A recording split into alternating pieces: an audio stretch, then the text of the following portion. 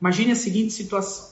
Imagine que eu vou até uma concessionária de veículo e compro um veículo 0 quilômetro. Muito bem, acabei de tirar o veículo 0 quilômetro da concessionária, levo esse veículo para casa para mostrar para minha família.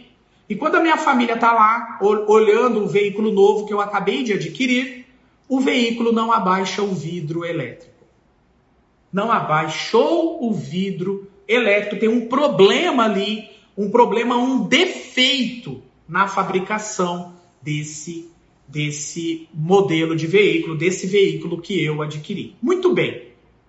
Aqui há um ato ilícito, né? Um defeito na prestação, na fabricação desse veículo.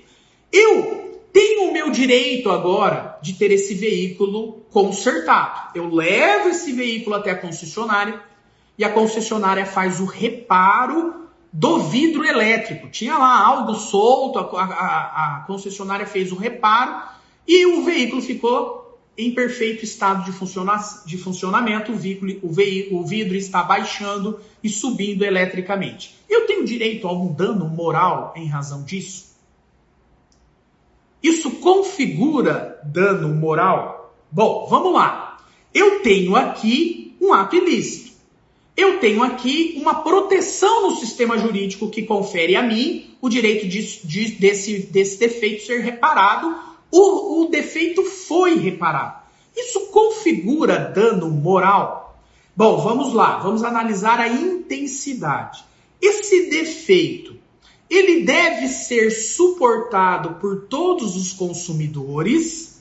E se ele deve ser suportado por todos os consumidores, aí sim, né? Isso configura um mero dissabor, um aborrecimento, ou não, ou isso extrapola aquilo que é comum, aquilo que é padrão. Me parece que um mero defeito que foi consertado rapidamente numa ida à concessionária, isso é um mero dissabor. Ainda que eu tenha ali um transtorno de me deslocar à concessionária, ainda que eu tenha um tempo perdido em relação a isso, mas o ordenamento jurídico diz que isso deve ser suportado por todos. Logo, aqui eu tenho um mero dissabor, aqui eu tenho um mero aborrecimento. Agora veja, se eu tenho o mesmo defeito, só que para que esse defeito seja corrigido, eu preciso levar o carro na concessionária 10 vezes. Por quê? Porque todas as vezes que eu levo, o defeito permanece presente nesse veículo. Vou na concessionária, a concessionária diz que está arrumado. Quando eu saio na rua, o vidro está emperrado. Aí eu volto. Durante 10 vezes. Aí me parece que extrapola. Aí me parece que isso não pode ser considerado um mero aborrecimento. A intensidade aqui é muito maior.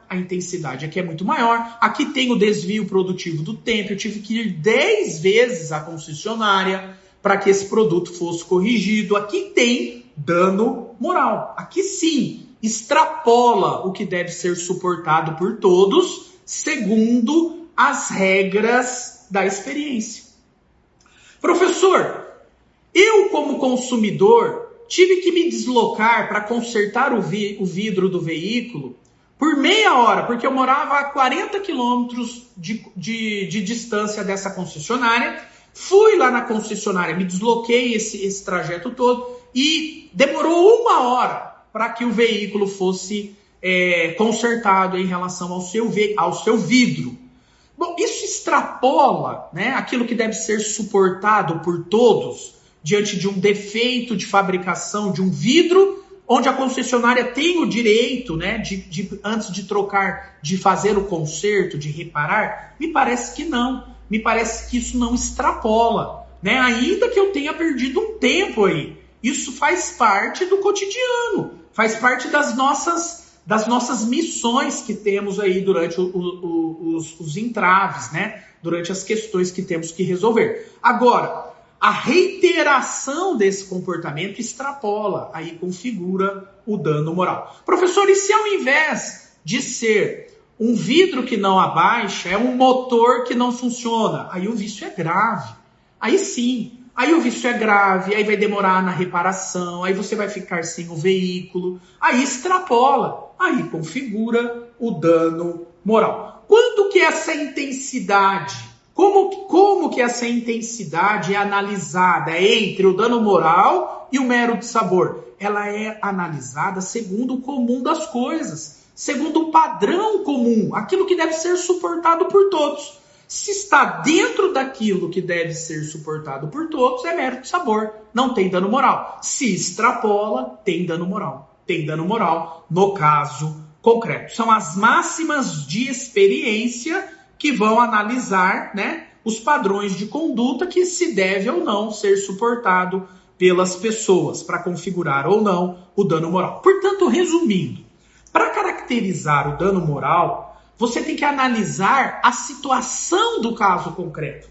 Porque a minha situação pode ser diferente da situação do Denis, apesar do problema ser o mesmo.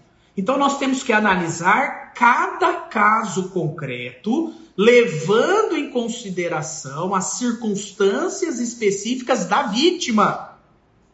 Essa situação fática, ela não pode ser irrelevante. Ela tem que ser uma situação que extrapola aquilo que deve ser suportado por todos. Não pode ser uma representação de pequenos incômodos ou contrariedades em desfavor da vítima. Não pode ser uma situação em que a vítima tem uma sensibilidade anômala. Nós temos que comparar essa sensibilidade com todas as pessoas, se está dentro do padrão suportado ou não por todas as pessoas. Se está dentro do padrão suportado por todas as pessoas, não tem dano moral. Se está fora do padrão suportado por todas as pessoas, tem dano moral. Nós vamos analisar a situação fática e se ela representa gravidade e relevância jurídica. Tem que ser um caso onde há uma gravidade e uma relevância jurídica. E aí aplicamos essa regra, a regra das máximas de experiência, a lógica do razoável, né? Nós vamos analisar a situação concreta sobre o ponto de vista da razoabilidade humana. Se todos devem suportar aquilo, é mero aborrecimento, é mero dissabor, não tem dano moral. Se extrapola, tem dano moral. Mas o padrão de comparação é um padrão comum, levando em consideração o homem médio, as pessoas que estão naquela mesma situação do seu cliente. Elas suportam isso? Se sim, é mero dissabor. Se não suportam, se extrapola, é dano moral. Ok? É dessa forma, então, que isso deve ser feito.